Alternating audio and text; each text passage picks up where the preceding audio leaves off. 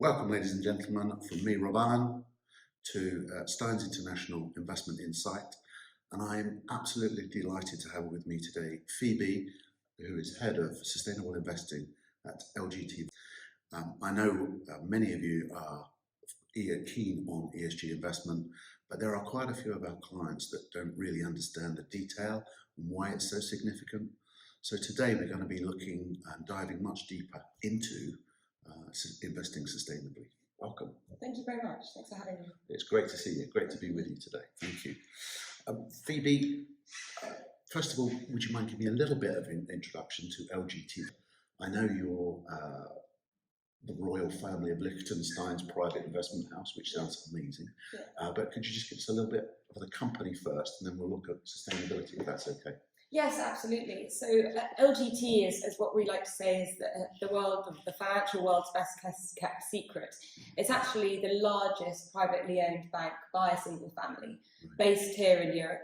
LGT has offices all over the world, so in over 20 different locations across Asia, recently Australia, and also in Europe, including and the Middle East. LGT looks to invest clients' money and run clients' money with a sustainable ethos absolutely at the core. Right. I think that's most demonstrable through the fact that LGT has been carbon neutral since 2010. Wow. And that's something that many other major banks of our size, and LGT is running about $250 billion US, are really grappling with how to do that. It's a status that we've had for 12 years. But being carbon neutral isn't enough in today's world, and certainly doesn't get us to net zero. So LGT also has set a really ambitious commitment to be net zero by 2030. Right. So that's 20 years ahead of the Paris Climate Change Agreement, and 20 years ahead of the rest of our industry. So I'm very proud to work for a business that's absolutely putting sustainability at the core of what we do. And we're able to offer wealth management and, in Europe, banking services to clients that want to be part of that vision. So it's not just the way that you invest, which we're going to talk about in a second. It's your business as, per se, the way that your business is structured is also aiming to be carbon neutral. Yeah, exactly. Well, we're carbon neutral today, and we're looking to achieve net zero. It's really important that our principles as a business marry together or reflect the kind of companies that we want to be holding in client portfolios. Fantastic. So at Stein, we know that sustainable investing is at the cornerstone of everything that we do, and we're really proud to be partnering with LGT, who are one of our preferred partners.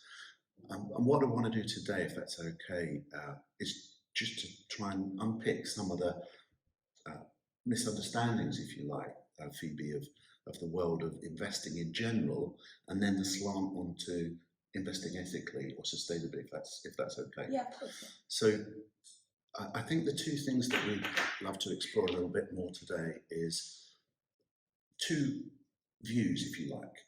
One view might be that investor that is agnostic towards investing sustainably, or put another way, their focus is really just on traditional investment, no matter what it looks like, and according to the risk profile, it's to seek returns regardless of where or what it's invested in.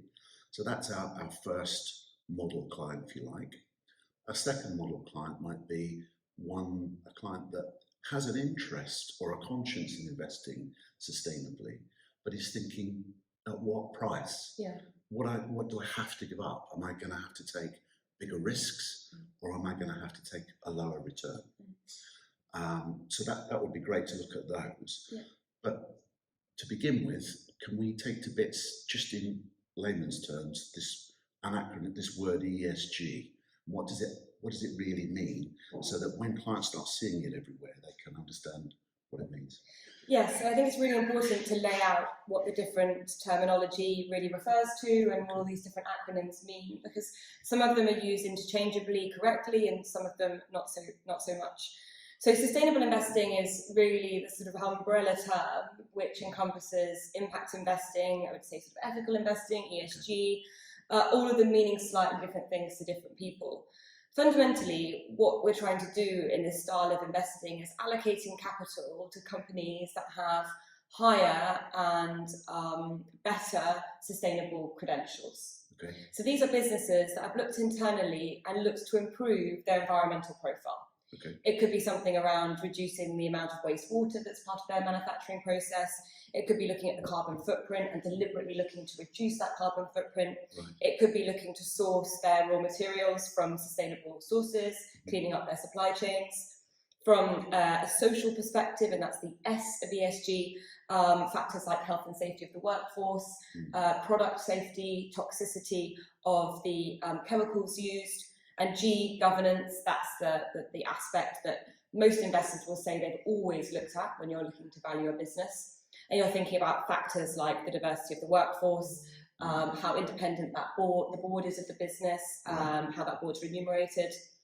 So what you're doing when you're allocating capital to these businesses that are better on those metrics is incorporating additional data points when you're valuing a business. Right. Traditional investing, you're looking at a company's balance sheet, revenue projections, profit, level of leverage, and you're still looking at all of those factors when you're investing sustainably. But you're looking at a whole nother set of factors. Okay. Really how that company interacts with the environment and society. Okay. And you're deliberately selecting and investing in companies that are scoring better on those metrics. So why would you do that? Well, as an investment analyst, the more data, the better, in my view. Getting the data in a transparent way and making sure that data is accurate is really important. But there's interestingly been a number of studies that demonstrate, actually many thousands of studies that demonstrate that if you're using those data points to identify companies that are scoring well, you could generate better performance over the long term. Better share price. Better share price performance over the long term. Yes, exactly. So if we've got two identical companies, and I know there is no such thing as two identical companies, but theoretically, let's pick one. There are two bakers. Okay. They're both on the FTSE 250 or 350 or whatever, and one, the board on one, is really focused sustainably in the workforce, the full ESG, and the other one, both great businesses, both produce great products. The product's the same, market share's the same, everything's identical. The other bakery business is not focused on an ESG principles or the way they build their business plans, etc. I appreciate there's an environmental perspective here that one is going to have a better impact on the planet, which is a positive thing, which is great. But why would the share price of the baker that focuses on ESG turn out long term to be better than the one that doesn't? Yeah. What's in the company's interest? Let's be really selfish. Yeah. Why bother? Yeah. No, I think it's a great question. I think it's good to illustrate with those kind of examples. Yeah. It doesn't mean that the company is definitely going to be better performing, but there's a lot of evidence to suggest that it could. Okay. So why is that? Well, if you're thinking about the additional elements to a business, if you're thinking about scrutinizing where that flour comes from, how that flour is processed, wherever in the world it's processed, how that company interacts with local communities, how that company pays its lowest paid employee versus its highest paid employee. If the board is sitting around the board table, much like the one we're sitting around today, and thinking about these factors, it's likely an indication that that business is more stringently run. Okay. They understand the additional risks, ESG risks, connected to the operation of that business. They can see their blind spots in an easier way than boards that are not thinking about any of these factors. So might they be conscious of water shortages or grain shortages if they're taking more of a global view? They would absolutely understand their supply chains better. They would know that if they're getting their grain from Ukraine, and maybe they've outsourced, a very timely example, if they've outsourced their supply chain to X company that's outsourced it to another company, and you get many tiers of different levels of outsourcing, the company that's gone to the time and effort of combing through all of their supply chains to understand that information is likely to be able to mitigate those ESG risks better.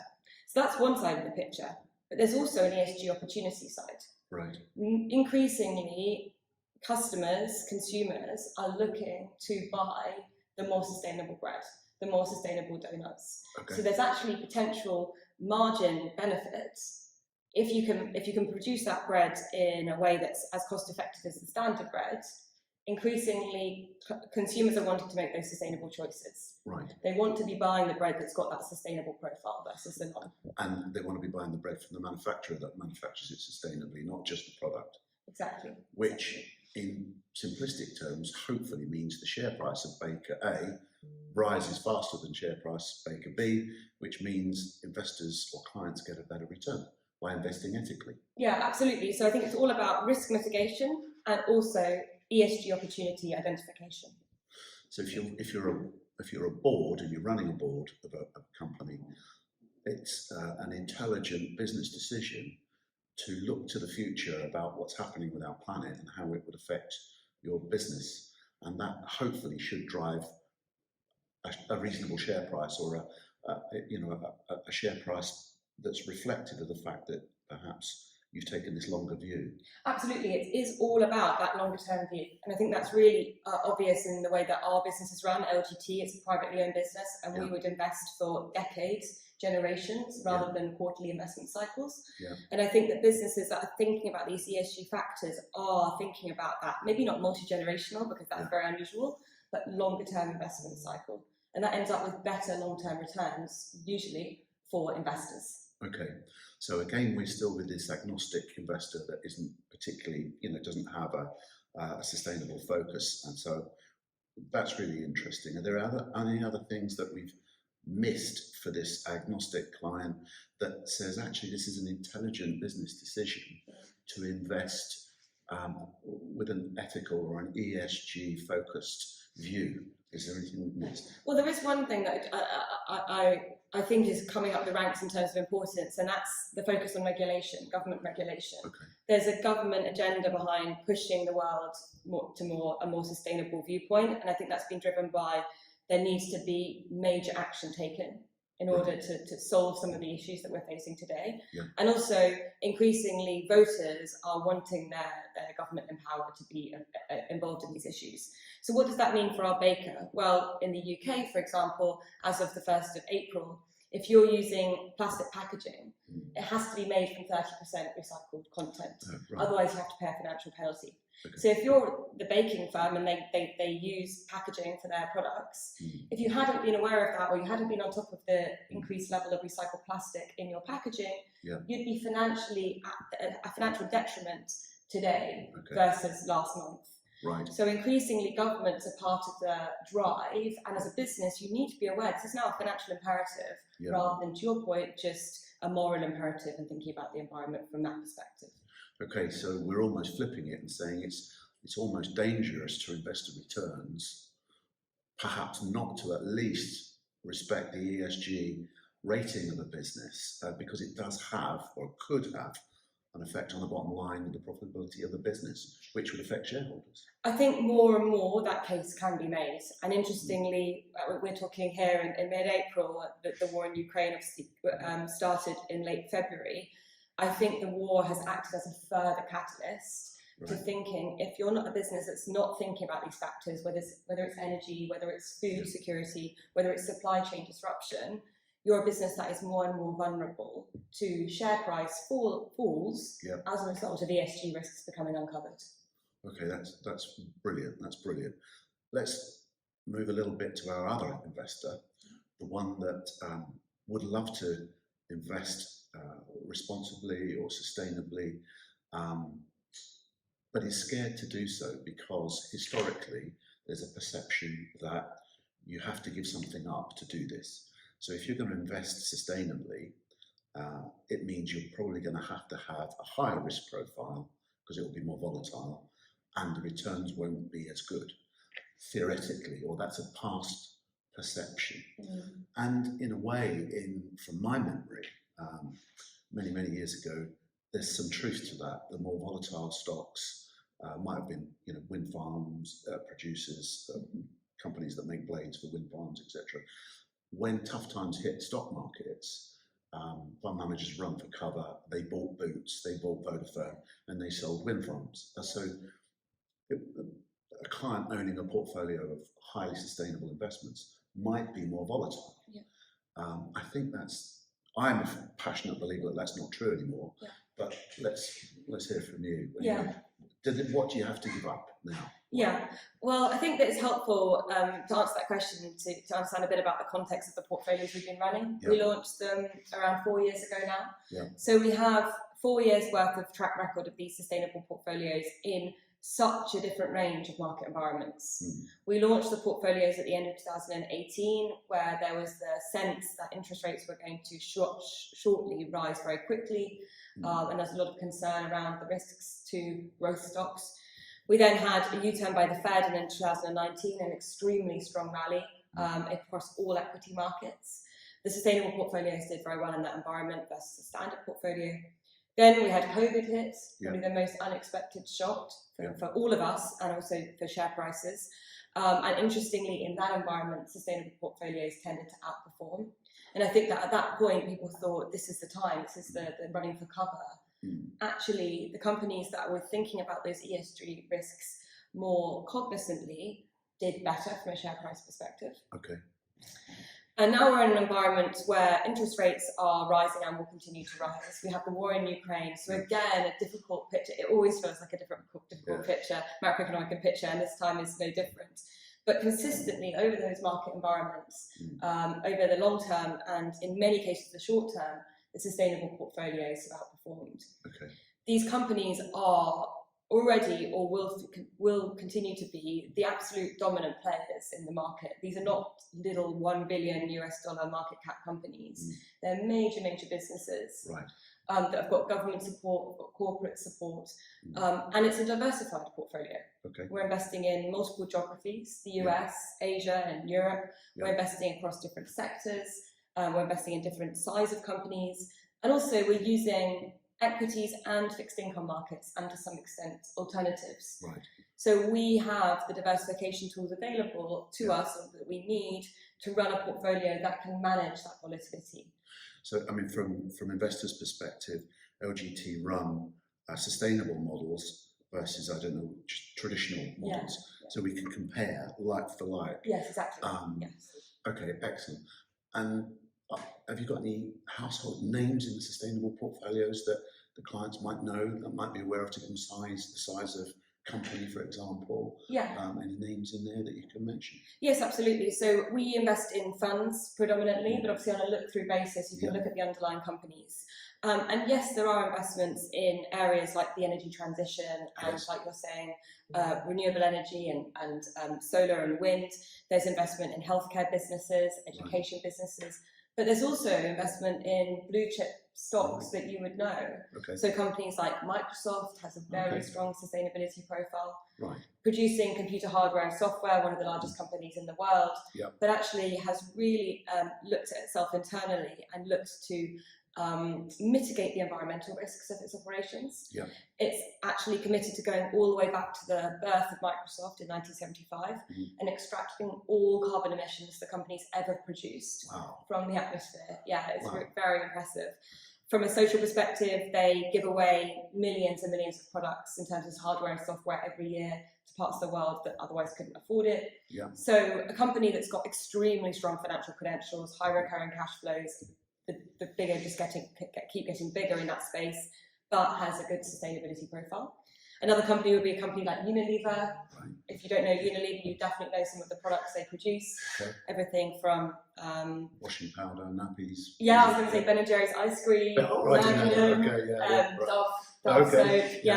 Again, that business is selling thousands of products every single day into hundreds of markets.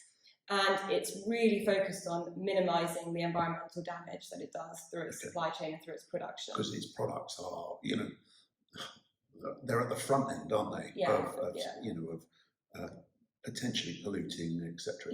Absolutely. So something that they've done is looking at all of the palm oil that's used in all their products. So you'll find palm oil in 50% of all products in a supermarket. It's used in everything from a lipstick all the way through to a piece of chocolate. Not all palm oil is bad palm oil, and Unilever have spent many years now ensuring that all of the palm oil that's used in all their products comes from a sustainable source. When I say sustainable, I mean not causing deforestation in order to grow that crop. So things like that, they are really focused on and continually driving higher levels of sustainability through their product mix. Fantastic. Okay. So I guess what we've understood there is that by investing sustainably, I can be investing in companies like Microsoft, Unilever, not small FTSE all-share index companies on the front cutting edge of technology, which is great to have. Yeah. So the portfolios don't necessarily are more volatile. Okay, great. If you were talking to a couple of again clients that perhaps and investing isn't everyone's specialist area. Some people just like to invest, put the capital in a drawer, and all they're really after is inflation plus 2 or 3 or 4. They don't want a shock horror of opening up their valuation and seeing it fall terrifically behind the markets. Likewise, they're not aiming for the stars in terms of investment performance. Do you think those types of clients fit that sustainable model, and why? Yeah, so it's very possible to run sustainable portfolios across the risk spectrum. Oh, okay. So we run a range of portfolios for clients, like you're saying, and the blend is just different if you're down at the lower risk end, if you're a more cautious investor.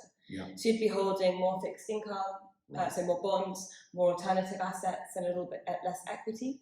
But we've been running portfolios on that basis for many, many years. And we feel very comfortable that even the clients that are not looking to, as you say, shoot the lights out, can still invest in the Microsofts, can still invest in the Unilevers, the Visas, the MasterCards, the Adobes, and get that kind of steady, long, medium-term return, whilst specifically allocating capital to sustainable businesses. Okay, and I appreciate I'm taking up a lot of your time, but let me just ask you a couple more questions as well. And I might not have the name of the company right, so it's just a theoretical. There's a sort of one train of thought in terms of ESG or sustainable investing is the pulling away from all the carrot and the stick.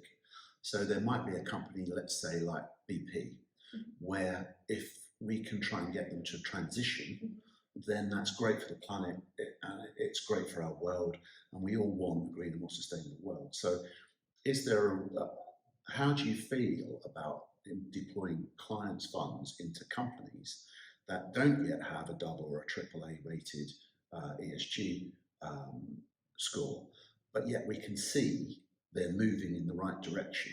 And I guess that's hard for an investor to take on, that you could be investing in a business, I might not pick the right one, that you don't associate with being clean, but it actually is in a good direction. Yeah. And I think it's a really important question, and it touches on this idea of engagement. As an investor, we have a responsibility to see ourselves as a steward of the capital that's been allocated to us by clients. Part of that is investing in the companies that we think are most suitable given that client's requirements, but also given that we are the sort of beneficial owners of that company in the name of the client, we also have a responsibility to go to those AGMs or those EGMs and, if appropriate, actually engage with that company to help them, whether it's about a climate plan or whether it's a company that's involved in producing sugary drinks. Should they be thinking much more carefully about the production of those drinks? And there's a lot of engagement that happens around that space, whether it's health and safety of workers. And what we're able to do as investors is use the good case studies from maybe other industries or the same industry to engage with a company to get them to a better place, to improve their ESG profile.